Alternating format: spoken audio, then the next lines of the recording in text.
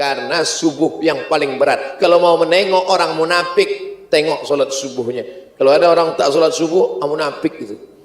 Tapi tentu jangan mentang-mentang udah sholat, balik dari sini jumpa kawan, munafik. Tak boleh kita keras, tak boleh kita radikal. Nanti kalau jumpa sama dia lembut, munafik.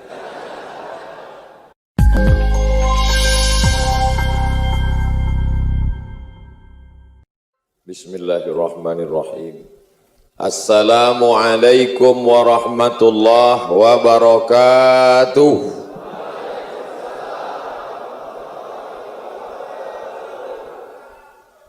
Subuh ini kita masih hidup, masih sehat, masih istiqomah, maka kita syukuri dengan nikmat alhamdulillahi rabbil alamin.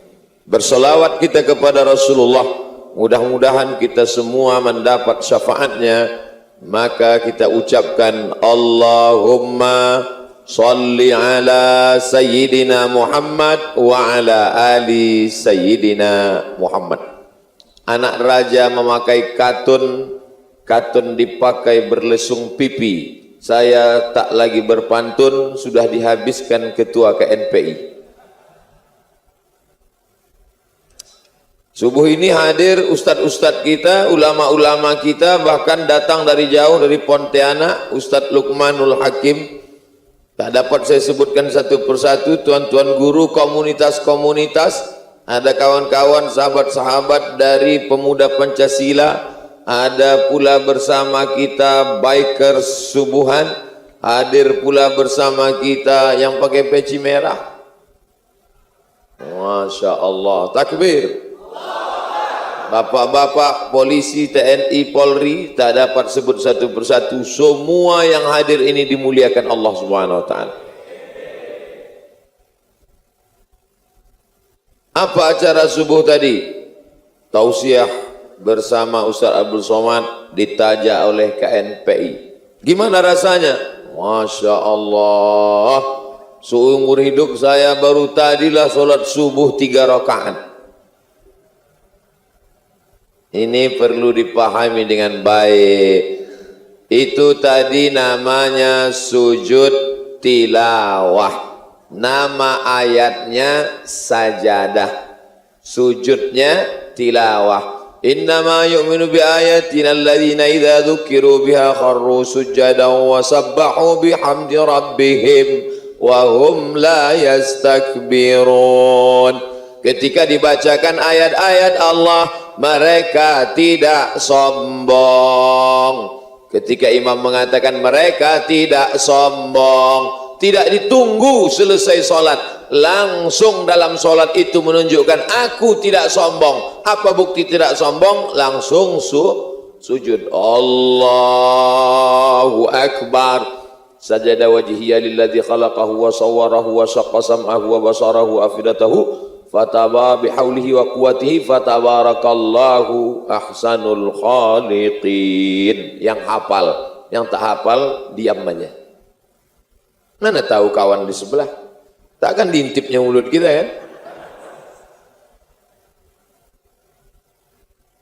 Hukum membaca doanya itu sunat, tidak wajib.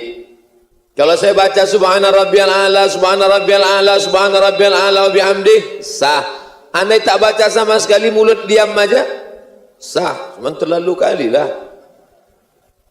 bukan berat. Itu bukti kita patuh sama Allah.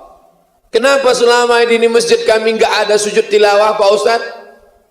Dah lama masjid itu didirikan, kenapa masjid kami tak ada sujud tilawah? Imamnya tak hafal. Itulah hebatnya masjid. Masjid Raya, Masjid Agung. Masjid Agung.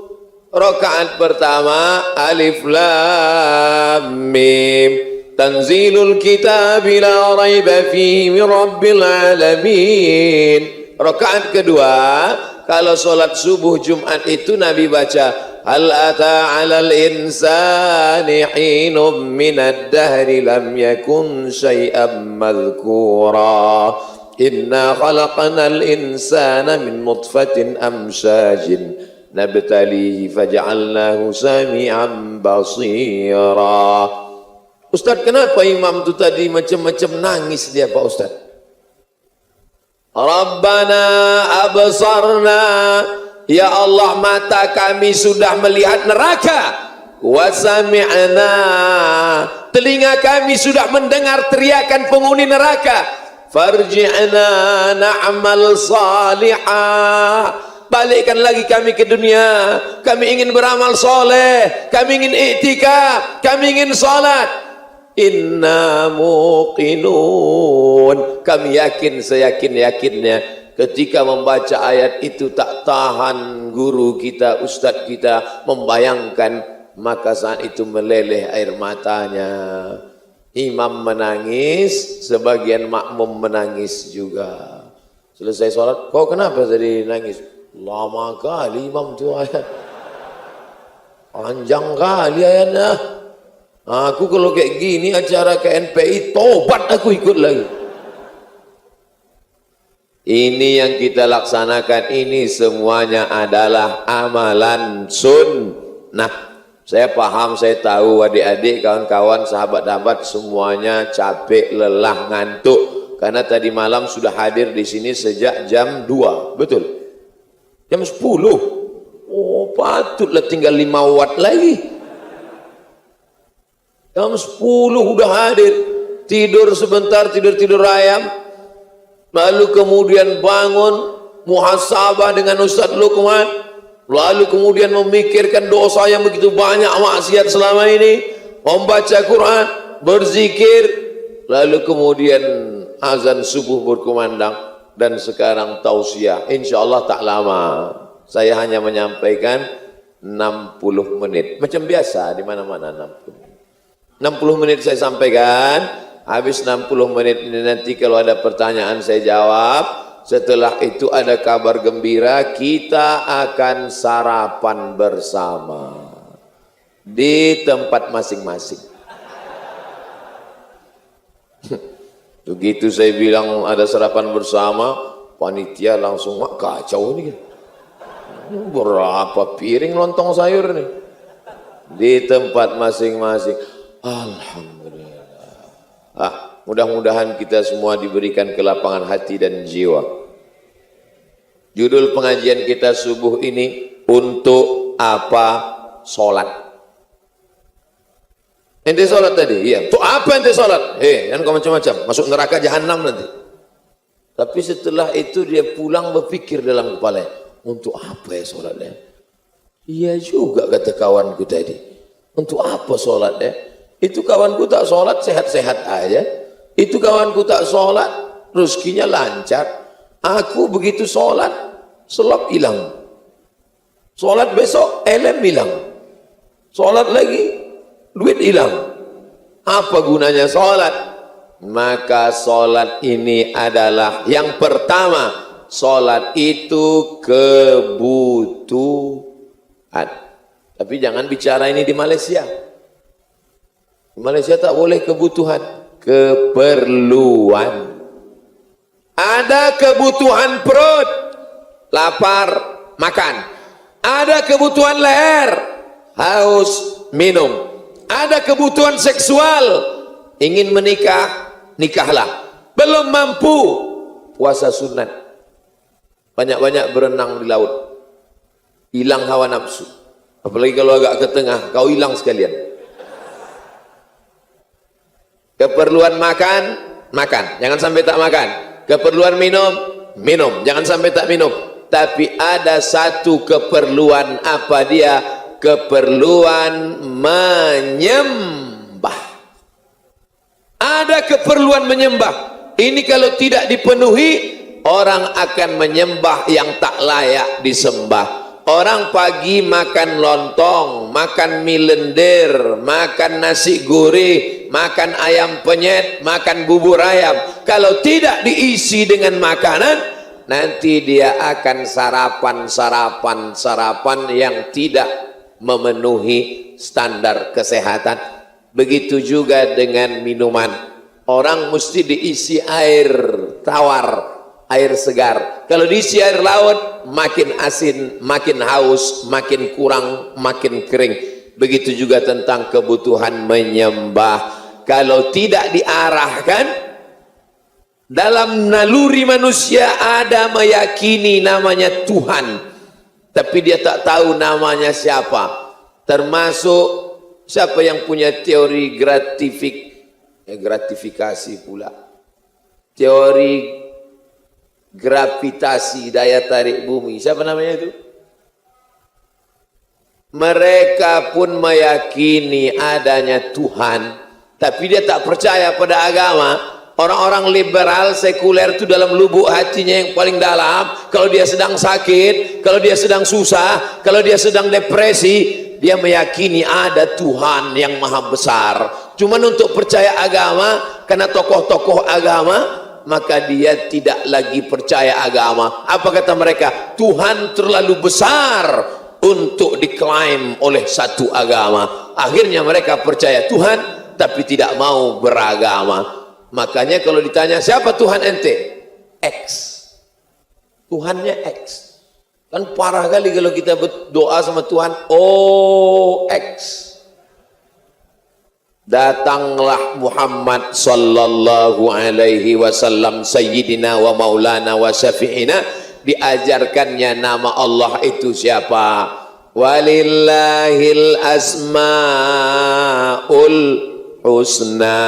Allah punya nama yang baik-baik. Ya Rahman, Ya Rahim, Ya Malik, Ya Quddus, Ya Salam, Ya Mu'min, Ya Muhaimin, Ya Aziz. Maka kalau berdoa panggil dia, Ya Allah, Ya Rahman, Ya Rahim, Ya Malik, Ya Quddus.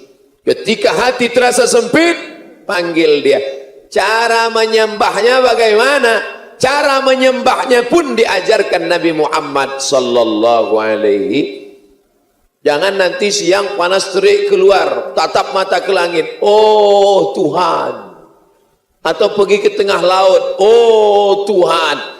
Man ahdasa, siapa yang membuat-buat cara menyembah Allah, malaisa alaihi amruna, yang tidak pernah diajarkan Nabi Muhammad SAW, fahuwa raddun, maka amal itu mardud.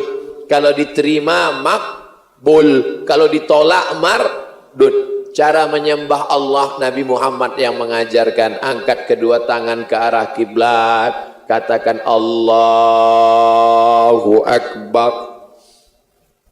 Allahu Akbar kabira walhamdulillahi katsira wa subhanallahi bukratan wa asila. Tapi tak semua baca Allahu Akbar kabira. Ada juga kawan kita di sebelah, Allahumma ba'id baini wa baina khotoyaya kama ba'adta bainal masyriqi wal maghrib. Jangan kelahi antara Allahumma ba'id dengan Allahu Akbar kabira. Yang sebelah sini baca Allahu Akbar kabira, yang sebelah sini baca Allahumma ba'id. Yang tengah ini belum hafal, preman baru tobat kemarin sore, solatnya sah. Yang tak baca doa iftitah sah, karena yang penting rukunnya Al-Fatihah. Allahu Akbar. Bismillahirrahmanirrahim. Alhamdulillahi Rabbil Alamin. Ar-Rahmanirrahim. Maliki yaumiddin. Iyyaka na'budu wa iyyaka nasta'in. Manusia terkuat di dunia, 100 manusia terkuat di dunia, bukan Hulk, bukan Spiderman, bukan Wonder Woman. Karena yang dikatakan kuat di sini bukan badannya, bukan fisiknya, bukan aneh-aneh bisa manjat, tapi kekuatan otaknya cerdas. 100 manusia tercerdas di dunia, salah satunya orang Indonesia. Dan ternyata dia kena kasus, dibawa ke pengadilan. Ketika sampai di depan meja hijau hakim menyidang, yang dipegangnya adalah tasbih. Tasbih dipegangnya.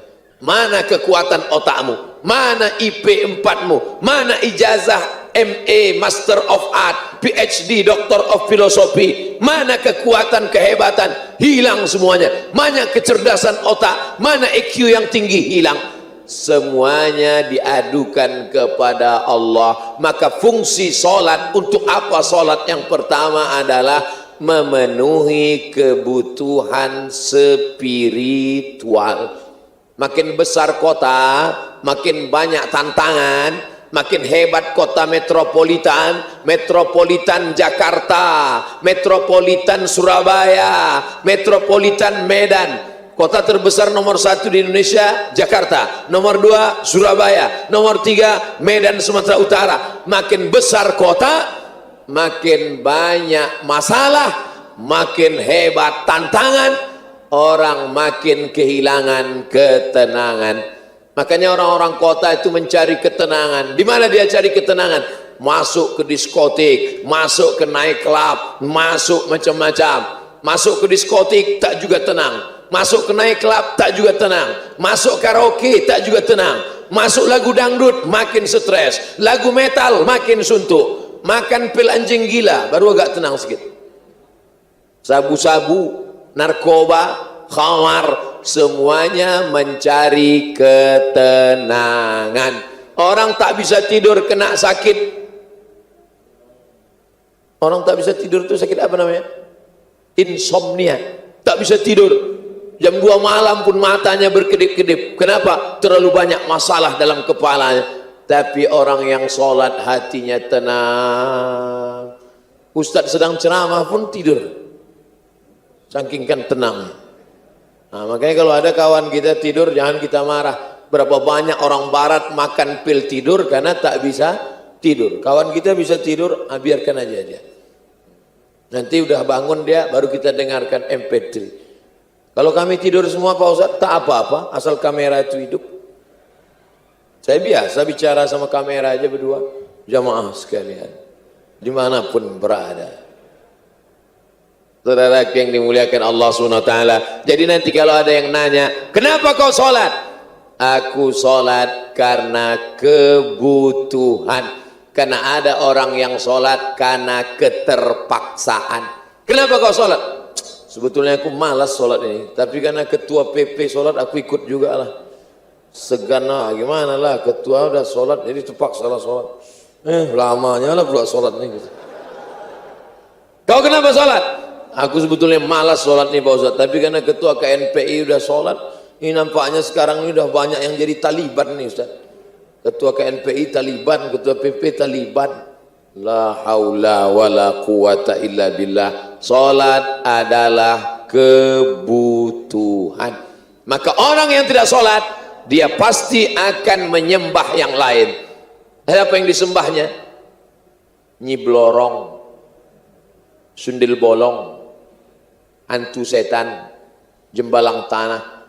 Itu kawan saya tak salat, kemana-mana pede aja dia. Tenang aja dia, rupanya di dompet kecilnya ada kris. Nyembah siapa dia? Iyyaka na'budu wa dukun nasta'in. Berkawan sama dukun. Kata dukunnya, kalau ente mau tenang, supaya engkau merasa pede, supaya kau merasa kuat, ini ku kasih kau kris kecil, masukkan dompet. Ustaz kau tahu, tiba-tiba dia masuk rumah sakit, telungkup, tak bisa telentang. Rupanya salah pasang, terduduk keris itu.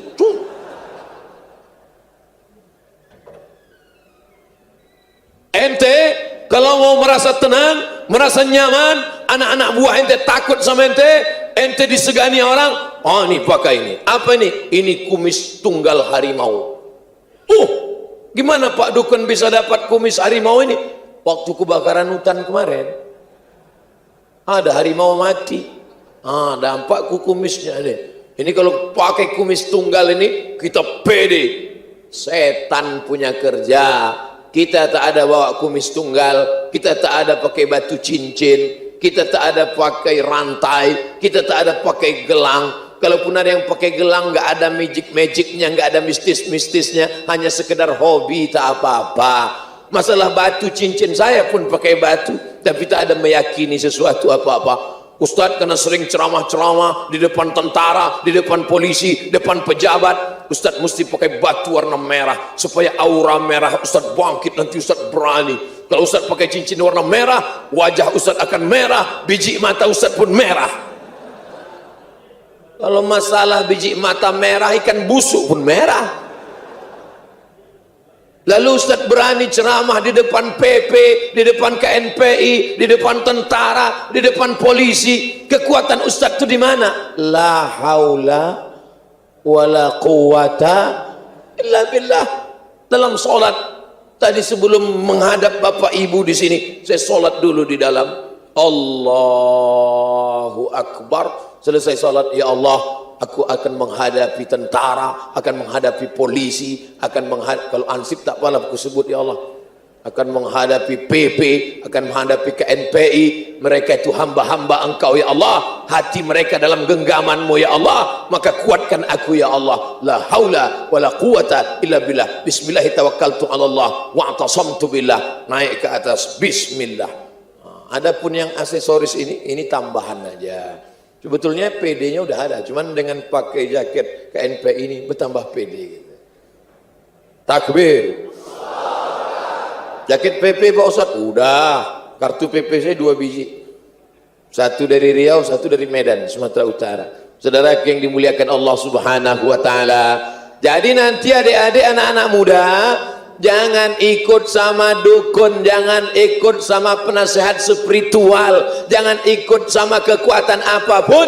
Yang pertama adalah membangkitkan kekuatan diri itu dengan sholat, bukan somat, dengan sholat. Yang kedua, ada orang Indonesia sekamar sama bule. Tahu bule? Bule itu perempuan, kalau laki-laki Pak Le. Sekamar sama bule laki-laki kerja di pengoboran minyak di salah satu tempat di Riau. Karena Riau ini kaya dengan minyak, dibor ke bawah dapat minyak. Sekamar dia sama bule tadi. Bule tadi memperhatikan kawan sekamar dia, orang Indonesia ini, pagi, petang, siang, sore, malam. Lama-lama dia ambil kesimpulan, oh my friend, ku tengok kau dari malam sudah kita lama sekamar, ku perhatikan ente, setiap pergantian waktu ente tegak ruku sujud, tegak ruku sujud, setiap pergantian waktu. Pertama, ketika terbit fajar, mulai nampak pergantian waktu, terang di atas, ente sholat. Lalu kemudian ketika tergelincir matahari, bergeser matahari, engkau tegak lagi. Lalu kemudian ketika tenggelam matahari, engkau tegak lagi. Lalu kemudian ketika nampak merah di barat, engkau tegak lagi. Lalu kemudian ketika malam sempurna, 5 kali ente saya perhatikan.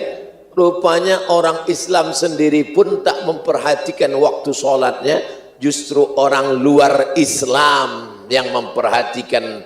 Rupanya kita ini setiap bergeser waktu dalam 24 jam kita menyembah Allah, mengagungkan Allah, mensyukuri nikmat Allah. Terbit fajar tadi, Allahu Akbar, salat subuh. Nanti tergelincir matahari, Allahu Akbar, salat zuhur. Nanti tenggelam matahari petang, sebelum tenggelam sempurnanya asar, Allahu Akbar. Habis itu nampak merah di ufuk barat, sempurna, Allahu Akbar. Habis itu puncaknya adalah solat isya, tapi ditambah lagi 2 waktu sunat, solat duha dan solat tahajud. Maka ada 7, 5 yang wajib, 2 yang sunat. Kalau ini kita laksanakan, ibarat perjalanan di stasiun-stasiun ini, kita sudah menyembah, mengagungkan, memuliakan, mensucikan, mengkonektingkan hati kita dengan Allah Subhanahu wa ta'ala. Tapi rupanya yang memperhatikan bukan kita, yang memperhatikan justru bule orang barat. Karena kita hanya sudah menjadi rutinitas setiap hari, subuh, zuhur, asar, maghrib, isya, subuh, zuhur, asar, maghrib, isya. Tidak boleh waktu bergeser Tidak boleh waktu berubah kosong dari Allahu Akbar. Kita sudah laksanakan alhamdulillah subuh, dan bangga kita subuh ini hadir pula pejuang subuh, biker subuhan. Nanti zuhur tak datang. Ente kenapa zuhur tak datang? Ustaz, kan ada tuh sini subuh.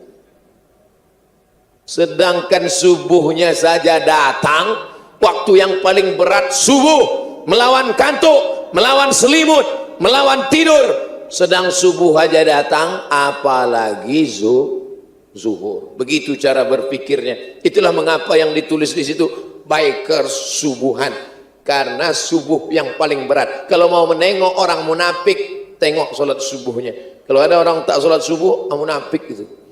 Tapi tentu jangan mentang-mentang udah sholat, balik dari sini jumpa kawan, munafik. Tak boleh kita keras, tak boleh kita radikal. Nanti kalau jumpa sama dia lembut, munafik. Kalau mau selamat dari munafik, maka sholat subuh. Alhamdulillah Ustaz Somad, kata mak-mak. Terima kasih Ustaz Somad, kata ibu-ibu. Sejak anak saya ikut pengajian Ustaz Somad, sekarang udah rajin sholat subuh dah. Dulu sholatnya bertinggalan, sekarang sholat subuhnya mantap. Bahkan tidak hanya sholat subuh Ustaz Somad, anak saya itu sekarang udah sholat duha. Kemarin saya intip di kamarnya, saya tengok dia sholat duha, cuman agak lain, pakai kunut Ustaz. Itu adalah sholat subuh kesiangan. Usolli fardhu subhi rak'ataini tulid lillahi ta'ala. Tulid, telat, terlambat. Saudara yang dimuliakan Allah Subhanahu wa taala, yang pertama, salat adalah kebutuhan spiritual. Kalau kebutuhan makan, masukkan sarapan. Kalau siang, lunch. Kalau malam, dinner. Kalau makanan ringan, snack, ular goreng. Tapi kalau kebutuhan leher, teh tarik, kopi susu, minuman bersoda, tapi ada kebutuhan spiritual, itulah di hati. Andai kita tidak sholat, stres, depresi, tetap ada yang menawarkan. Anda stres, datanglah ke tempat kami. Kalian akan diajarkan bagaimana menenangkan hati. Pejamkan mata, tarik nafas, tarik, tarik, tarik, tahan. Keluar dari bawah tuh. Jangan membuat yang tidak diajarkan Nabi Muhammad sallallahu alaihi wasallam. Salat adalah kebutuhan. Hari ini yang tidak setuju dengan cakap saya, silakan saja. Umur kau nanti panjang, dalam kehidupan kau menghadapi macam-macam. Di saat nanti terjadi benturan, di saat nanti terjadi stres, depresi, pergi ke dokter psikolog. Pak dokter, saya sedang stres, masalah saya banyak, masalah perusahaan, masalah kantor. Di kantor ditekan atasan, pas mau pulang kena tilang, sampai di rumah ditekan bini. Anak-anak saya macam tuyul. Macam mana saya ini? Akhirnya dikasih obat tidur, makan obat tidur, tertidur. Bangun tidur, datang masalah lagi. Makan lagi obat tidur, tertidur. Bangun tidur, datang masalah lagi. Makan obat tidur, lama-lama datang sakit pinggang, stres, depresi, stroke, diabetes meletus, jantung koroner, mati. Kalau hidup cuma untuk tidur, bagus mati. Kalau hidup tidak berani menghadapi tantangan, nanti nampak ada jenazah lewat, ikut. Pas duduk-duduk, nampak jenazah lewat, ikut. Pak, boleh kami ikut? Ikut, masuklah. Itu apa lama-lama hidup? Life is struggle. Hidup adalah tantangan. Bangkitkan adrenalinmu. Takbir. Salat kebutuhan. 2, salat setiap stasiun pergeseran waktu mesti kita mengangkat tangan dan menempelkan kening ke lantai. 3, kenapa kita salat? Karena kita dianjurkan untuk bersih. Ini yang ketiga. Bapak ibu masih ingat kemarin anaknya pulang, mama, kata ibu guru besok bawa sabun sama gayung. Untuk apa sabun sama gayung? Besok hari cuci tangan sedunia. Semua anak-anak diajarkan, anak-anak cuci tangan ya, namanya hari cuci tangan sedunia. Kita diajarkan orang Islam cuci tangan sehari berapa kali? Tadi, iza staiqaza ahadukum min naumihi, kalau kamu bangun tidur, fala yughmis yadahu, jangan masukkan tanganmu ke dalam tempat air. Bangun tidur, buka, tutup tempat air, masukkan tangan. Enggak boleh. Cuci dulu tanganmu. Kenapa? Li'annahu la yadri aina batat yaduhu, karena dia tak tahu tadi malam tangannya nginap di hotel mana. Tengok, kotor air satu. Jadi caranya bagaimana? Ambil gayung, siramkan ke tangan, cuci bersih, cuci. Zuhur cuci tangan, duha cuci tangan, asar cuci tangan, maghrib cuci tangan, isya cuci tangan, tahajud cuci tangan. Jadi kalau begitu tangan siapa yang paling bersih di dunia? Orang Muslim. Kalau ada orang lain yang marah, Pak Ustaz, cucilah tangan macam kami, bersih tangan. Rupanya di tangan-tangan kita ini ada keringat-keringat. Pergi saya ke rumah sakit, kawan saya sakit, pas mau naik lift ada banner baleho, cuci aku dong. Saya tengok, cuci aku dong. Rupanya dari sini keluar keringat penyebab penyakit batuk. Dari sini keluar keringat penyebab penyakit tipus. Dari sini keluar keringat penyebab TBC. Dari sini keluar keringat penyebab penyakit demam panas, macam-macam. Maka sering-sering cuci tangan. Subhanallah, Masya Allah, Tabarakallah. 14 abad yang lalu Nabi kita sudah mengajarkan cuci tangan. Seandainya Nabi Muhammad itu orang Batam, ajarannya cuci tangan, kita tak heran. Karena Batam kelilingnya air. Batam pulau, kelilingnya air. Air banyak. Tapi Nabi Muhammad SAW tinggal di jazirah Arab yang kering kerontang, tak ada air. Tapi ajarannya banyak-banyak cuci tangan, bersih. Mandi wajib pakai air, wudu pakai air, cebok pakai air. Sekarang orang baru tahu makna manfaat cuci tangan. Nanti 20 tahun lagi baru ada namanya hari cebok sedunia. Sekarang dia belum cebok, masih pakai tisu aja. Cantik, ganteng, tapi tak cebok. Nah, nanti buatkan filmnya, ganteng-ganteng gak cebok.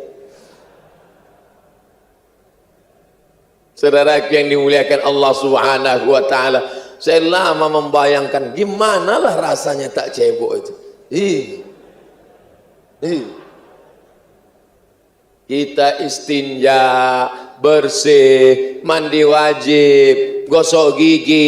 Laula an asyqa ala ummati, kalau tidak memberatkan bagi umatku, la amartuhum bisiwa, kusuruh mereka bersiwa.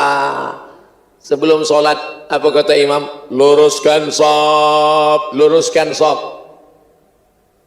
Pernah tak nengok imam sebelum sholat bersiwa? Luruskan shaf, luruskan shaf, bersih. Gigi paling bersih mestinya gigi kita orang Islam. Tapi orang Islam pula lah giginya sampai 3 lapis tai giginya.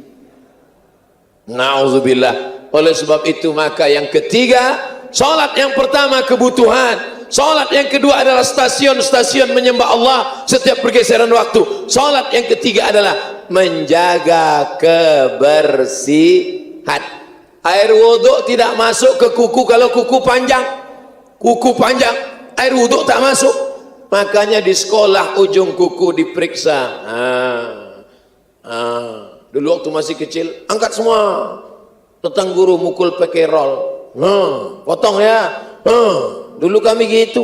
Pulang ngadu ke rumah, mak, tadi dipukul guru, mau ditambah lagi. Sekarang, cobalah anak-anak ngadu. Mana guru kau tadi? Guru itu pula dipukulnya balik. Kalau Pak, makanya anak sekarang macam setan. Saudaraku yang dimuliakan Allah Subhanahu wa taala, ini yang ketiga, dengan salat kita bersih. idza qumtum ila shalah, kalau kamu mau salat, faghsilu wujuhakum, basuh muka, wa aydiyakum ilal marafiq, tangan sampai siku, wamsahu bi ru'usikum, usap kepala, wa arjulakum ilal ka'bain, kaki sampai mata kaki. Salat menjaga kebersihan. 4, salat menjaga kesucian hati. Selesai ambil wudu, menghadap ke kiblat.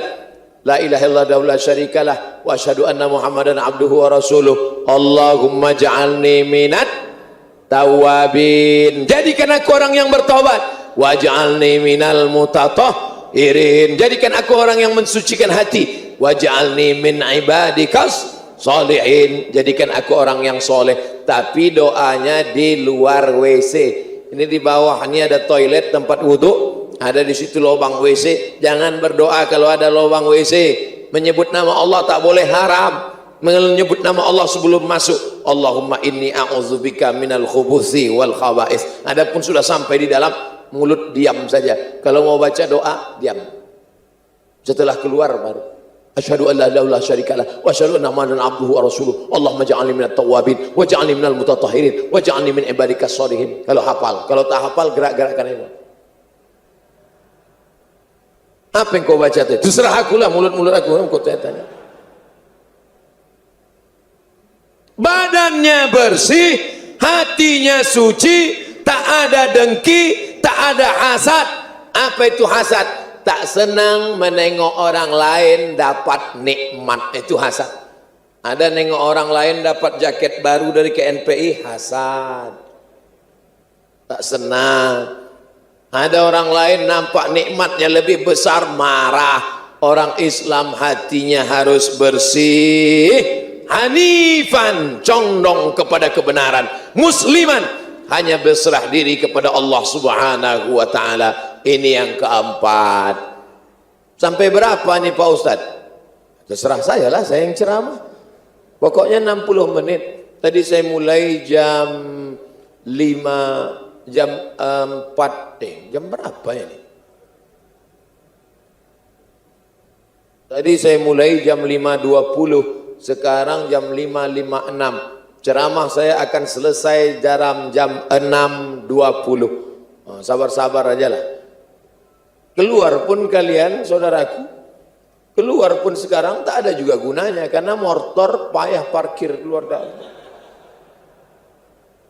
Itu orang-orang yang keluar tuh, keluarlah. Kalian pikir bisa kalian pulang? Bagus, tahan-tahankan aja di sini. Banyak-banyak istighfar. Astagfirullah. Langsung lama kali lah Ustaz. Yang kelima, kenapa kita sholat? Jantung ini berdegup, berdetak. Ini jantung. Dua jari di bawah susu sebelah kiri. Kedengaran. Ini kalau mik-mik yang mahal itu kedengaran biasanya. Nanti balik dari sini pergi ke puskesmas, pinjam sama mbak-mbak itu apa, suster bidan, apa namanya itu, earphone apa? Ya, teleskop. Terserahlah entah apa namanya. Pokoknya kalau dipakai berdetak, berdetak di sini. Mbak, tolong dengarkan. Apa kedengaran Mbak? I love you Mas, katanya. Jangan, udah tobat tak boleh. Nah, ketika kita dengar detak jantung, jantung ini berdegup. Apa yang disemprotkan jantung? Darah. Dari jantung darah naik ke otak. Menyembur darah naik ke otak. Naik. Tapi darah ini kental. Kenapa darah ini kental? Minum kopi pakai gula, minum teh pakai gula, minum soda pakai gula. Ambil gula, panaskan ke kuali, setelah itu tumpahkan ke air, beku air. Maka gula, orang barat menyebut gula white poison, racun putih, penyebab penyakit kanker, penyebab penyakit gula diabetes, penyebab penyakit tumor, penyebab semua berasal dari gula. Kenapa dulu nenek moyang kita minum teh, minum kopi tak ada penyakit gula? Mereka minum teh 1 gelas mencangkol di sawah 1 hektar. Habis gulanya dibakar. Orang kita minum gula, minum teh, minum kopi, minum susu, masuk ruang ber-AC, bismika Allahumma ahya wa amut. Itulah dia menggumpal. Orang di Batam ikan banyak, udang banyak, kolesterol banyak. Kenapa dulu nenek moyang orang Batam tak ada yang meninggal karena kolesterol? Karena dia pergi mengayuh sampan, makan gulai ikan pakai santan, habis itu dikayuhnya sampan kiri kanan sampai tengah laut, balik lagi terbakar kalorinya. Yang sekarang enggak, makan gulai, makan gonggong, makan kepiting, menggumpal menjadi kolesterol. Ambil santan, masukkan ke dalam air kental, ambil gula, masukkan ke dalam air kental, darah kita pun menjadi kental, susah menyembur naik ke atas, macet dia. Saya kalau bicara tentang masalah kesehatan ini kalah dokter. Dokter pun melongo, aku tak bisa jelaskan macam itu, kata dia. Betul kata pepatah orang Arab, man takallama fi ghairi fannihi ata bil ajaib. Siapa yang bicara bukan pada bidangnya, ngomongnya ajaib-ajaib.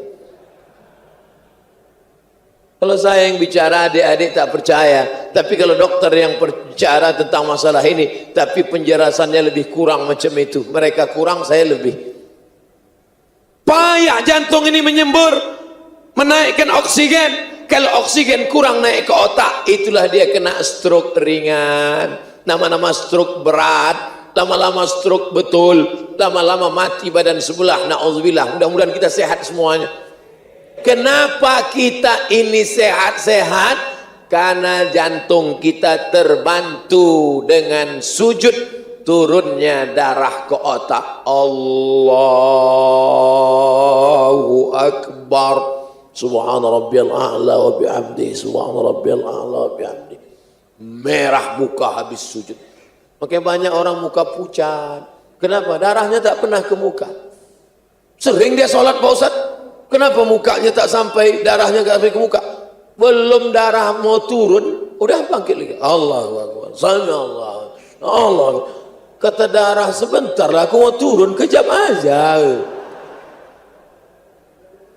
Allah, Allah, Allah, macam pohon bambu diembus angin. Oleh sebab itu sholat ada tumakni. Nah, subhana rabbiyal a'la. Berapa kali tasbih yang paling bagus? 10. Kata Imam Al-Hasan Al-Basri, subhana rabbiyal a'la bihamdi, subhana rabbiyal a'la bihamdi, subhana rabbiyal a'la bihamdi, subhana rabbiyal a'la bihamdi, subhana rabbiyal a'la bihamdi, subhana rabbiyal a'la bihamdi, subhana rabbiyal a'la bihamdi, subhana rabbiyal a'la bihamdi, subhana rabbiyal a'la bihamdi, subhana rabbiyal a'la bihamdi. Paling afdal 10 kali, yang pertengahan 7 kali, yang paling sikit 3 kali. Selama ini yang kita pakai paket hemat. 3 kali, 1 kali hembusan nafas dan tidak diucapkan. Beda kalau diucapkan subhana rabbiyal a'la bihamdi, subhana rabbiyal a'la bihamdi, subhana rabbiyal a'la bihamdi. Kenapa ada orang sholat cepat? Karena tak diucapkan. Allah, subhanallah, subhanallah, subhanallah, subhanallah. Coba kalau tak diucapkan.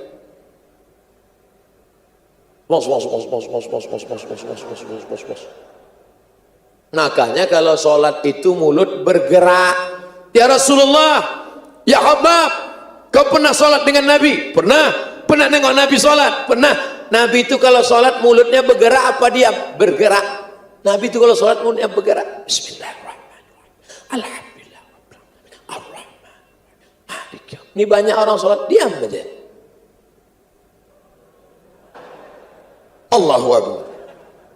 Apa? Dari mana engkau tahu Nabi sholat mulutnya bergerak? Bittirabi lihyatih, karena aku tengok jenggotnya bergoyang. Kenapa jenggotnya bergoyang? Karena rahangnya, karena dagunya bergoyang. Bismillahirrahmanirrahim. Alhamdulillah Rabbil Alamin. Ar-Rahmanirrahim. Didengar oleh telinga, tapi dia agak-agak jangan kuat kali. Jangan gara-gara saya bilang dengar nanti pas sholat zuhur. Alhamdulillah. hanya kita saja. Waktu duduk antara dua sujud, Rabbi firli warhamni wajiburni warfa'ni warzuqni wahdini wa'afini wa'afani. Salat itu kalau kita renungkan, kita pahami maknanya, maka Masya Allah, inna salati wa nusuki wa mahyaya wa mamati. Tapi jangan diterjemahkan. Saya tidak mau nanti anak-anak muda kita salat diterjemah semua. Inna salati, my praying, wa mahyaya, my life, wa mamati, my die, lillahi ta'ala, for you, oh my God.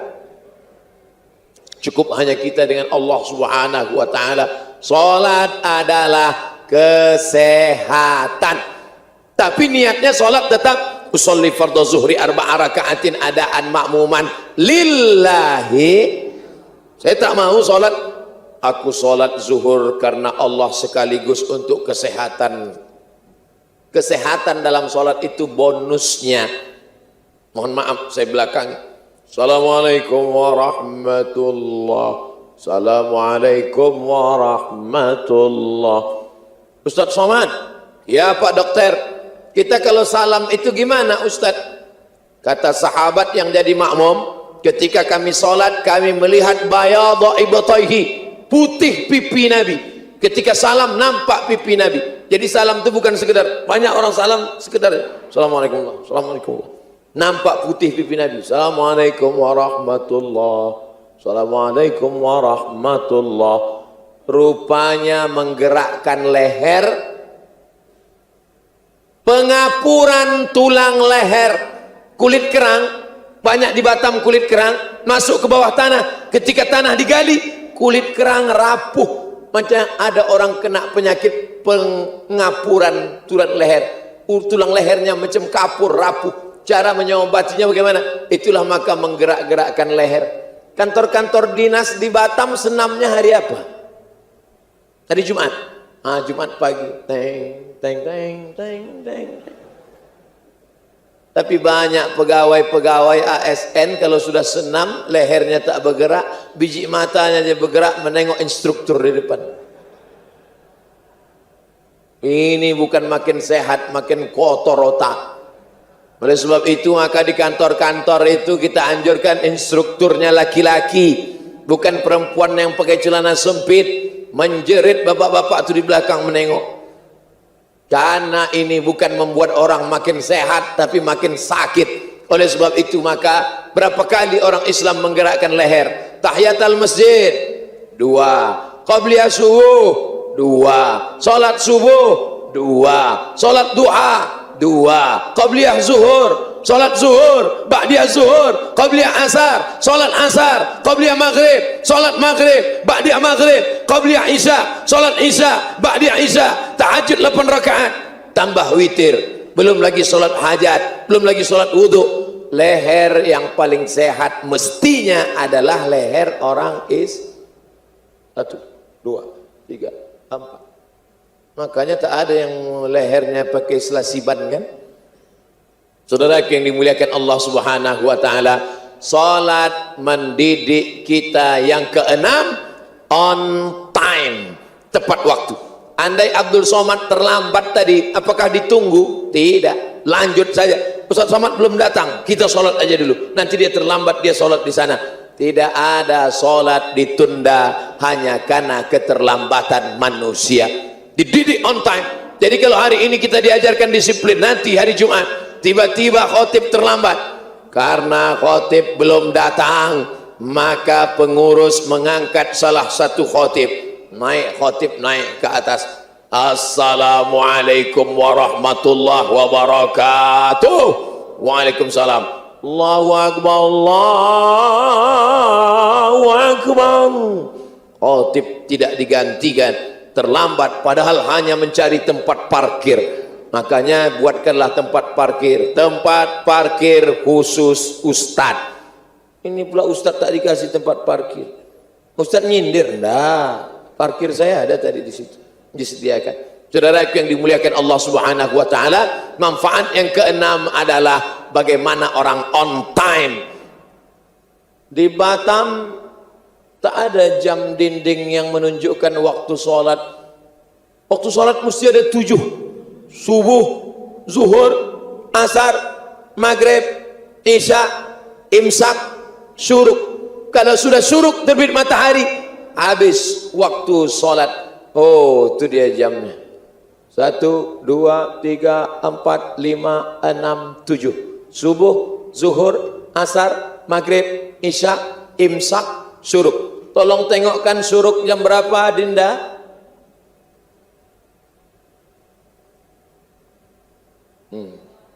Tak apa-apa kata dia, terserahlah. Kalau sudah syuruk artinya matahari terbit. Kalau sudah matahari terbit, tak ada lagi sholat subuh. Kalau terlambat Pak Ustadz, itu berarti qadha. Jangan karena boleh qadha lalu kemudian terlambat terus. Bangun subuh, setel jam. Saya walaupun berumur 42 tahun, sudah tua, tetap juga tadi bangun pakai jam weker. Terbangun. Tapi ada orang tak terbangun, 3 jam berbunyi macam titut, tak tahu mau. Setel dia pakai suara. Setel jam itu pakai suara. Mati gitu. Tak juga bangun, setel yang agak keras sedikit. Mampus kau gitu. Kapan lagi kita mau bangun on time sholat subuh? Tapi kalau sholat subuhnya jam 5, jangan setelnya jam 5, setel jam 4 supaya bisa sholat sunat tahajud. Tahajud itu berapa rakaat? Alhamdulillah malam ini tahajud. Semuanya komunitas tahajud semua. Ada imam pembimbing kita. Ini kebaikan-kebaikan ke depan. Yang ketujuh, salat membangun komunitas. Ada imam, ada khotib, ada bilal, ada makmum, kerjasama. Imam tak boleh didahului walaupun ayatnya panjang. Walaupun imam kita tadi ayatnya panjang, 2 surat yang panjang, lebih 2 lembar, lebih 2 halaman. Apa ada makmum tadi langsung cepat-cepat dia, lambat kali imam, aku duluan aja lah Pak Imam. Tak ada, tetap berdiri di belakang. Paling-paling menggerutu dia. Aku ya Allah, inilah yang pertama dan terakhir sini. Akan datang kalau ada acara KNPI lagi, tak mau aku ikut lagi. Tobat aku ikut aja. Saudara yang dimuliakan Allah, ini pelatihan disiplin mengikut pimpinan. Ju'ilal imamu liyutamma bih. Imam diangkat untuk diikuti, bukan untuk dilawan. Maka ini adalah membangun komunitas. Kalau di organisasi ada ketuanya, ada sekretarisnya, ada bendaharanya, ada anggotanya, ada penasehatnya, ada pembinanya, ada pengawasnya. Maka dalam organisasi sholat ada imamnya, ada khotibnya, ada bilalnya, ada muazzinnya, ada iqamatnya, ada jamaahnya. Maka kita hidup berjamaah. Tapi subuh ini jamaahnya banyak macam-macam. Ada jamaah pemuda hijrah, ada jamaah KNPI, ada jamaah TNI, ada jamaah Polri. Tapi setelah menyatu dalam masjid ini tidak lagi menunjukkan golongan. Kita semuanya adalah jamaah la ilaha illallah Muhammadur Rasulullah. Apakah yang pakai jaket ini lebih mulia daripada yang tidak pakai jaket? Tidak. Lalu apa kelebihan yang pakai jaket ini? Lebih panas. Itu aja. Ini berkeringat ini. Cuman karena untuk gaya saya tahan-tahankan aja sedikit. Saudara yang dimuliakan Allah Subhanahu wa taala, tak ada kelebihan kita dari orang lain. Apakah yang pakai topi merah lebih mulia daripada yang hitam? Bisa jadi. Apakah yang pakai topi hitam lebih mulia daripada topi merah? Kullukum min Adam, semua kamu dari Adam, wa Adam min turab, Adam dari tanah. Sampai masuk ke dalam masjid ini jamaah, kita tidak akan mungkin bisa berjamaah kalau masih sikut kiri, sikut kanan, tanduk ke depan, tendang ke belakang. Ada sifat manusia ini menanduk ke depan, menyipak ke belakang, menyikut ke kiri, menyikut kanan. Kalau ada kawan model begini, sabar aja, nanti Idul Adha kita sembelih sama-sama. Pada saat kita masuk ke masjid, hilangkan keegoan, semuanya menempelkan kening ke lantai. Allahu Akbar. Mentang-mentang pejabat masuk ke Masjid Agung Batam, tak mau dia tempelkan keningnya ke lantai. Saya kan pejabat, ditempelkannya kening ke dinding. Allah, ke dinding. Batal sholat. Karena 7 anggota badan mesti menempel kecuali sakit, duduk di kursi. Orang yang sakit sholat duduk di kursi tak perlu menempelkan kening ke lantai. Allahu Akbar. Rukuk mereng sikit. Allahu Akbar. Sujud agak banyak. Tak mesti minta. Mana meja? Mana meja? Itu apa? Allahu Akbar. Saudara yang dimuliakan Allah Subhanahu wa taala. Yang ke-8, untuk apa kita salat? Inna salata tanha 'anil fahsya wal munkar. Salat ini sebagai tameng penjaga. Datang jin mau mengganggu, datang setan mau mengganggu. Makanya banyak perempuan diganggu jin, kerasukan setan, diganggu hantu ketika sedang beribu maaf menstruasi. Banyak perempuan kerasukan sedang menstruasi karena saat itu dia sedang tidak sholat. Makanya adik-adik saya, ibu-ibu yang perempuan, kalau sedang menstruasi walaupun tak sholat tapi tetap zikir, subhanallah walhamdulillah wala ilaha illallah wallahu akbar. Boleh. Yang tak boleh baca ayat Quran, Allahumma salli ala sayyidina Muhammad wa ala sayyidina Muhammad. Boleh. Yang tak boleh baca ayat Quran, berzikir qul huwallah, tak boleh. Karena ayat Al-Quran. Maka tetap zikir subhanallah walhamdulillah wala ilaha illallah. Datang kawan ngajak ngobrol, gimana kabarnya artis-artis itu yang minum subhanallah walhamdulillah wala ilaha illallah wallahu akbar. Subhanallah walhamdulillah wala ilaha illallah wallahu akbar. Ini yang ke-8, menjaga diri kita dari berbagai macam godaan. Setiap kita lahir ada jin yang ikut dengan dia. Bapak lahir, ibu lahir, adik-adik lahir, ada jin yang ikut dengan dia. Ketika kita lahir, jin itu menusuk pusar kita. Jin yang ikut itu menusuk pusar kita. Itulah mengapa anak-anak yang lahir itu menangis. Gitu. Ada yang lahir kemarin ketawa. Tolong angkat tangan. Tak ada. Ketika lahir, ada jin yang ikut dengan dia. Ikut dia sedang makan. Pas kita mau sarapan pagi, jin itu sudah mau ikut. Tapi kemudian kita baca doa, Allahumma barik lana fima razaqtana wa qina azabannar. Sudah siap dia mau ikut, kita tidur, tak jadi dia ikut. Karena kita baca bismika Allahumma ahya. Jangan dibaca sekarang. Pas kita mau pergi ke kantor, dia mau ikut sama kita, tak jadi dia ikut. Bismillahirrahmanirrahim. Allah, la haula wala quwata illa billah. Qul a'udzu birabbin nas, malikin nas, ilahin nas, min syarril waswasil khannas, alladzi yuwaswisu fi sudurin nas minal jinnati wan nas. Ini semua salat menjaga kita anil fahsya wal munkar. Apa beda fahsya sama munkar? Fahsya seksual, munkar non seksual. Kalau ada orang yang pakai sabu-sabu, itu fahsya apa munkar? Munkar. Kalau ada orang yang pacaran, itu fahsya apa munkar? Fahsya.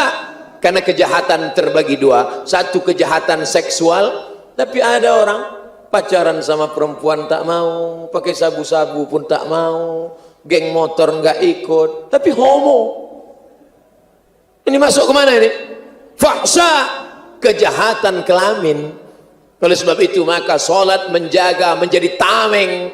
Kalau kita perang harus ada tameng di sebelah kiri, Kapten Amerika. Kalau kita pakai perang harus ada pakai rompi anti peluru. Maka dalam hidup ini kita mesti ada tameng. Tameng kita adalah sholat. Tameng ente pakai ini, tameng ente pakai ini, kalau mau kebal pakai ini. Setan hantu itu semua. Tameng kita tak ada lain kecuali iyyaka na'budu wa iyyaka nasta'in. Idza sa'alta fas'alillah wa idza sta'anta fasta'in billah. Yang terakhir, yang ke-9. Kenapa Ustaz cukupkan sampai 9? Wali Songo 9. Mudah aja nanti siapa yang bertanya. Siapa yang ceramah subuh tadi Masjid Agung? Ustaz Abdul Somad. Apa isi ceramahnya? 9 jawaban alasan mengapa kita sholat.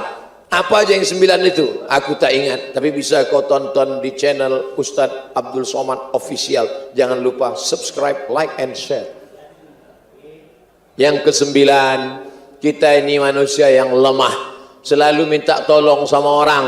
Tolong saya Pak, tolong saya Pak Ketua, tolong saya kawan-kawan KNPI, tolong saya kawan-kawan dari Pemuda Pancasila, tolong saya kawan-kawan FPI, tolong saya Pak Dandim, tolong saya Pak Danrem, tolong saya Pak Kapolres, tolong saya Pak Kapolda. Minta tolong pada manusia, tapi saat sholat bukan minta tolong pada mereka, tapi minta tolong pada yang menghidupkan mereka. La ilaha illallah la syarikalah, lahul mulku wa lahul hamdu, yuhyi wa yumit wa huwa ala kulli syai'in qadir.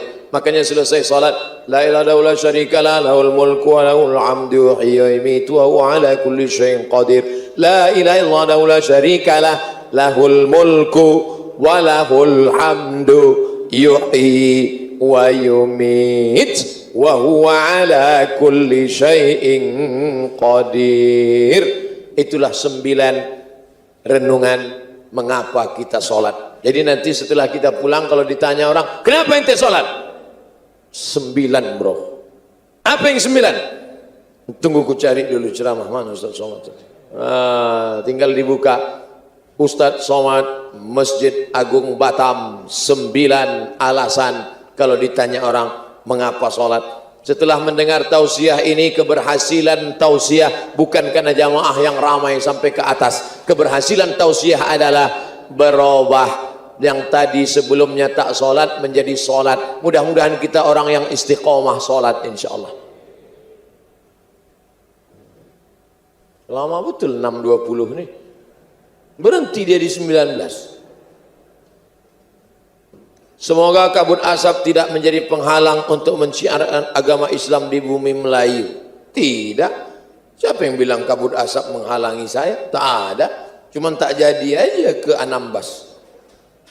Mohon doa Ustaz, semoga kami bisa istiqomah dalam membela kebenaran, dan semoga kami bisa ikhlas dalam menyatakan kebenaran. Mahasiswa, nanti di akhir majelis kita doakan semua mahasiswa ini insyaallah. Bagaimana pendapat Ustadz tentang seorang ayah meninggalkan keluarganya dengan beberapa rahasia yang baru diketahui setelah ayahnya tersebut meninggal dunia? Oh, kawin lagi. Beliau diberitakan punya anak lagi, padahal anaknya, betul tuh dugaanku kan?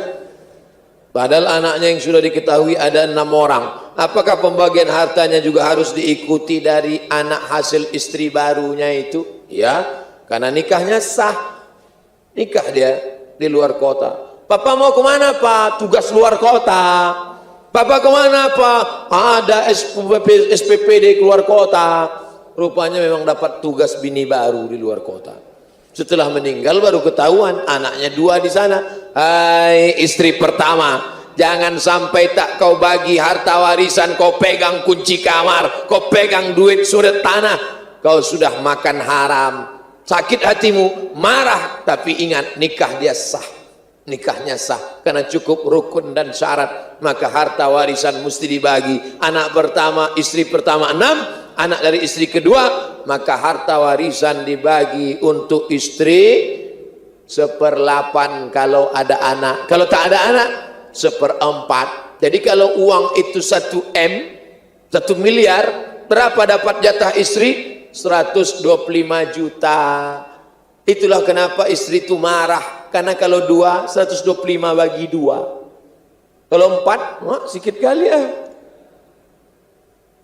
Sisanya 875 bagi kepada 6 anak, 7 anak tadi.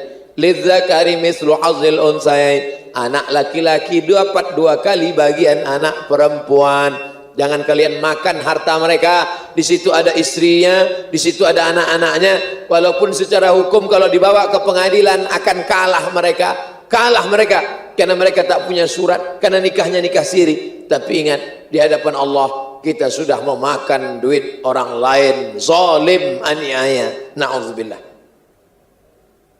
Apa hukumnya bila tersentuh perempuan yang bukan mahram? tapi umurnya masih kecil, anak TK 5-7 tahun, kita dalam keadaan berwudu, tak batal. Nyentuh anak kecil, anak TK, tak batal. Saya mau sholat, datang jamaah, Ustaz, saya salam anak-anak kecil. Saya pegang anak kecil, emaknya pula megang saya. Ini udah dibilang ibu-ibu, tapi dipegangnya baju, tak kena kulit, tak apa-apa. Kalau sampai kena kulit, batal. Tapi kata ustaz kami tak batal. Ustaz ente mazhabnya Hanafi. Kata mazhab Hanafi kalau sentuh kulit tak batal. Aula mastumun nisa. Kalau kamu nyentuh kulit dalam Quran itu ada bahasa halus, bahasa kiasan. Artinya maaf cakap jima, hubungan kelamin baru batal menurut mazhab Hana. Tapi kita mazhab Syafi'i, asal sentuh batal, asal sentuh batal. Makanya orang-orang pengantin baru itu asal istrinya udah berwudu, pegangnya lagi batal, pegangnya lagi batal. Tapi baru-baru nikah, pas sudah nikah, pergilah kau sana, kata dia. Pak Ustadz, anak saya SMA di pesantren, mantap. Mudah-mudahan anak-anak kita nanti kita serahkan ke pesantren, amin. Saat ini masuk kelas tahfiz, lebih mantap lagi. Sudah pesantren, bahasa Arab mantap, tahfiz pula. Motivasi apa yang terbaik buat anak saya? Karena saya sangat menginginkan dia nantinya bisa kuliah di Kairo Al-Azhar macam Pak Ustadz. Oh jangan macam saya, biarlah macam Buya Hamka, macam Ki Haji Zainuddin MZ, macam saya jangan, dilapor-laporkan orang nanti dia.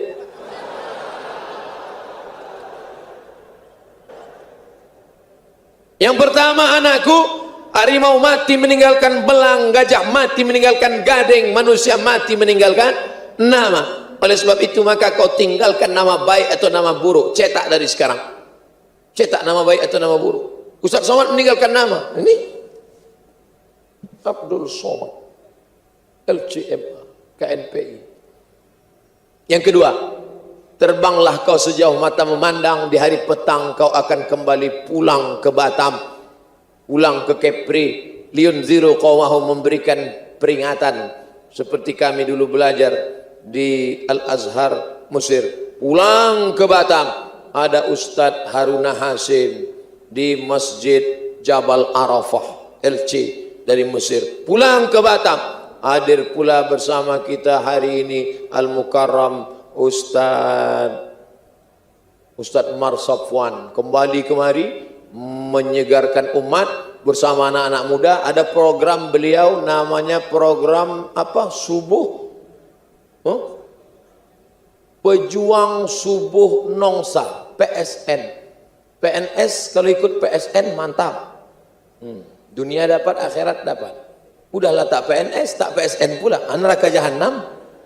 Nah, kembali. Nanti anakku, kau akan belajar ke Mesir, habis itu pulang ikuti jejak ustadz-ustadz yang dulu dari Mesir, menyegarkan umat, membangkitkan semangat umat. Adapun kami ini tak lama lagi. Ustadz Abdul Somad ini tak lama lagi. Mungkin kalau ditengok dari saya sama bapak ibu, mungkin saya lebih dulu daripada bapak. Maksudnya lebih dulu mengiring jenazah bapak dan ibu. Bagaimana pendapat Ustadz wanita yang membuka senam Zumba di tempat umum yang ditonton oleh banyak orang laki-laki? Semua laki-laki menengok dia, menetes air liur laki-laki, maka dia dapat pahala, dapat dosa jariahnya. Apalagi dia senam itu direkam, diupload di internet, banyak pula follower sama subscriber. Oh, panen dosa. Panen dosa, silakanlah. Nanti kau sudah tua, peot, sudah keriput, tapi dosamu tetap segar tiap hari. Oleh sebab itu banyak artis-artis yang taubat itu pertanyaannya, Ustadz Somad, gimana kami dulu yang waktu masih muda berseliweran video-videonya? Maka dia mesti buat pengumuman, hai masyarakat Indonesia, siapa di antara kalian yang menyimpan videoku masih pakai rok pendek, tolong kalian delete. Kalau masih kalian tonton mengalir dosanya, itulah dia namanya dosa jariah. Ada amal jariah, kita ingin dapat amal jariah. Nih masjid, siapa yang berjasa membangun masjid ini? Banyak. tak dapat disebut nama satu-satu, tapi di antara yang berjasa membangun masjid ini, yang sampai pahalanya ke makam dia adalah Baharuddin Yusuf Habibie. Untuk almarhum Profesor Dr. Ing Baharuddin Yusuf Habibie, Al-Fatihah. A'udzubillahi minasyaitonirrajim. Bismillahirrahmanirrahim. Alhamdulillahirabbil alamin. Arrahmanirrahim. Maliki yaumiddin. Iyyaka na'budu wa iyyaka nasta'in. Ihdinas shiratal mustaqim. Shiratal ladzina an'amta 'alaihim ghairil maghdubi 'alaihim waladdallin. Amin. Mana profesornya? Hilang. Mana ijazahnya dari Jerman? Hilang. Mana pesawat-pesawat yang dia buat? Hilang. Tapi ada yang kekal abadi. Mana? Nih. Makanya kalau mau jadi pejabat, bangun masjid. Kalau mau jadi orang hebat, buat pondok pesantren. Mati kita tetap mengalir. Siap? Takbir. Saya mau tanya, apa hukum take over rumah yang dibeli dengan jalan riba kepada non muslim? Bolehkah kita oper kredit kepada non muslim? Hubungan jual beli tak ada masalah. Nabi SAW meninggal dunia, baju besinya tergadai. Dicari baju besinya. Mana baju besi Nabi? Mana baju besi Nabi? Wadir'uhu marhunatun inda Yahudiin. Bajunya rupanya digadainya kepada orang Yahudi. Padahal menantunya Utsman bin Affan kaya. Padahal ada konglomerat di Madinah itu Abdurrahman bin Auf kaya. Ada Sa'ad bin Rabi kaya. Nabi ingin mengajarkan ada interaksi sosial dengan non muslim. Sosial. Tapi kalau sudah masalah akidah, tak ada tawar menawar. Wala ana abidum ma'abadtum wala antum abiduna ma'abud lakum dinukum.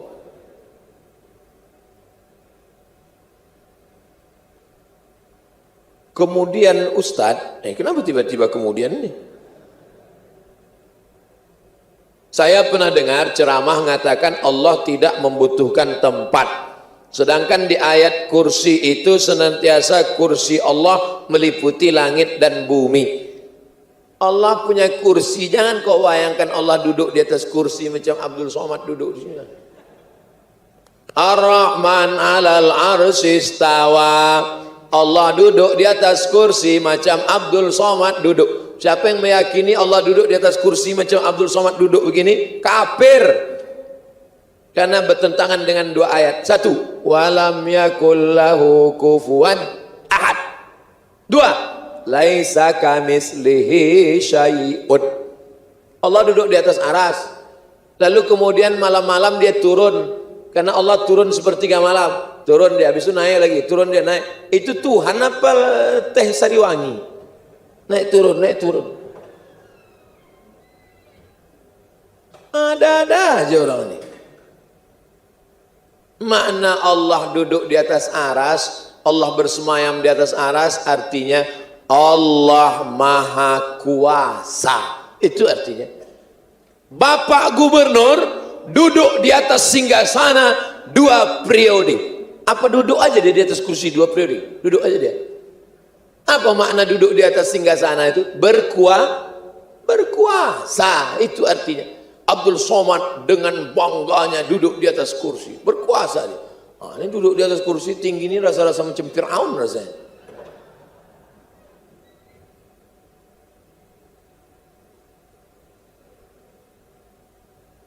Maka ayat itu ditakwil, mesti ditakwilkan.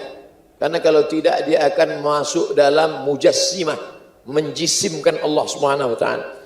Bagaimana cara agar bisa istiqomah minimal 40 hari? Itu istiqomah limited itu.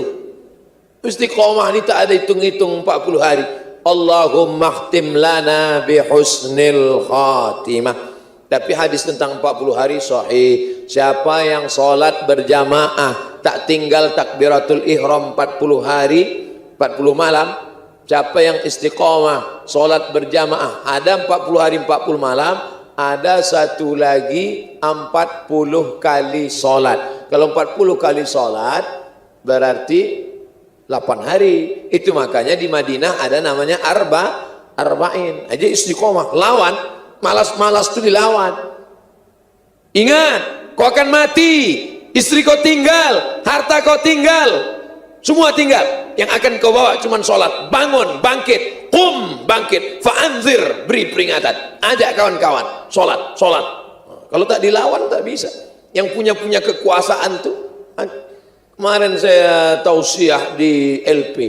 Di LP itu luar biasa. Bapak Kalapas. Apa kata Pak Kalapas? Ustaz Somad, di sini kalau ada yang tak sholat, saya masukkan ke sel. Tapi mereka ini udah dalam sel Pak Ustaz. Ada sel lagi khusus untuk tak sholat. Bayangkan itu. Yang tak sholat, masuk. Yang tidak pandai sholat, yang tak pandai baca Quran, ditunda kebebasan bersyaratnya. Ini, makanya kalau ada kekuasaan dalam genggaman, pakai untuk agama. Takbir. Jangan takut, Allah menolong. Niatnya bukan jahat. Orang yang memaksa anak buahnya sholat itu jahat atau baik? Baik. Dia tak mau masuk surga sendirian. Alhamdulillah Ustaz, pimpinan kami, komandan kami rajin sholat, rajin baca Quran, rajin puasa sunat. Tapi dia aja egois. Dia mau masuk surga sendirian. Dia masuk surga, anak buahnya neraka jahanam semua. Dah, selamat masuk neraka. Apa yang harus kita lakukan apabila kita selalu disalahkan dalam hal apapun sama orang tua? Ini bertanya apa curhat? Terkadang kesalahan itu salah didik orang lain, tapi malah kita yang disalahkan. Padahal kita tak tahu apa-apa. Tolong penjelasannya Pak Ustaz. Jangan mentang-mentang kalian sudah ngaji, pulang dari sini, mak kalian panggil. Mak, mama, duduk sini sebentar, mak. Apa salahku? Oh, tak boleh. Cari orang lain yang kira-kira omongannya didengar emak. Emak ini kan ikut pengajian, ada wirid Yasin di Batang. Mak, siapa guru pengajian emaknya? Rupanya guru pengajian emaknya Ustadz Marsopwan. Rupanya guru pengajiannya Ustadz Hendri. Rupanya guru pengajiannya Al-Mukarram imam kita. Nah, maka ngomong ke ustadznya, nanti ustadznya yang ngomong ke dia. Bu, ibu nggak boleh nyalah-nyalahkan anak, bu. Ibu nanti dituntut di hadapan Allah, bu. Ibu harus adil. Nabi bersabda, bu, fa'dilu baina auladikum. Adillah pada anak-anakmu. Oh, jadi anak saya udah ngadu sama ustadz ya? Nggak akan mungkin dia berani melawan. Ada mungkin orang yang lebih didulukan selangkah, nenek mama, tokoh masyarakat, tokoh adat, datuk-datuk, datin-datin. Nah, ngomong kepada mereka, nanti dia yang menasihati. Bukan kita. Kertas terakhir. Saya sekarang sedang menuntut ilmu agama. Alhamdulillah tujuan saya belajar supaya saya bisa meninggalkan segala maksiat. Tapi sampai saat ini saya kadang-kadang masih melakukan maksiat. Ini namanya STMJ, sholat terus maksiat jalan. Ingat mati. Pertama, harus ingat mati. Pagi, siang, malam ingat mati. Kau akan mati, kau masuk liang lahat. Makanya gambar wallpaper HP, gambar desktop, laptop itu jangan lagi gambar-gambar lain. Buat gambar liang lahat di situ. Asal nengok handphone ingat mati. Asal buka laptop ingat mati. Buat situ mati. Waspadalah. Dah. Lalu kemudian setelah ingat mati yang kedua, buat komunitas yang kira mengingatkan kita. Alhamdulillah malam ini sudah selamat. Yang selama ini kongko-kongko tepi laut, tepi pantai selamat iktikaf. Sholat subuhnya sudah selamat. Tapi pulang dari sini buat komunitas. Grup-grup WA-nya. Kalau di kantor harus ada pengajian yang menyelamatkan. Yang kedua adalah komunitas. Komunitas KNPI, komunitas pemuda Pancasila, komunitas TNI Polri, komunitas Jombloan Sejati, komunitas Tato Tobat, komunitas mantan bencong, komunitas jangan sendirian, karena serigala hanya akan menerkam kambing yang sendirian. Jangan pernah sendirian.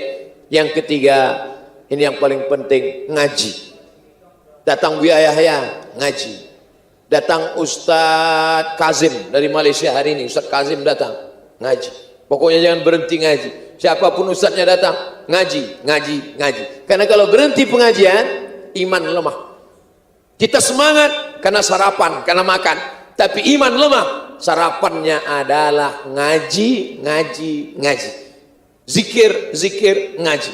Majelis zikir sama dengan majelis pengajian. Ingat mati, komunitas, ikut pengajian, insya Allah iman akan kuat. Tapi jangan lupa saling mendoakan. Di akhir majelis mari kita sama-sama berdoa. Ala hadhihi niyah wa kulli niyatin salihah. Al-Fatihah.